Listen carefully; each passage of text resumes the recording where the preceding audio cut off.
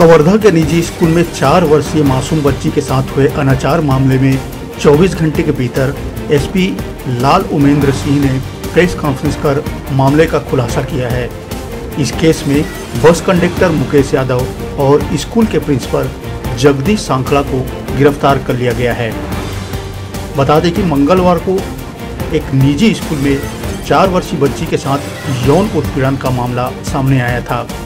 परिजनों की रिपोर्ट पर थाना कोतवाली में पॉक्सो एक्ट के समेत संबंधित धाराओं के तहत मामला दर्ज किया गया था। 4 वर्ष की बच्ची के साथ स्कूल से संबंधित अज्ञात आरोपियों ने बच्ची के साथ यौन उत्पीड़न की घटना को अंजाम दिया था।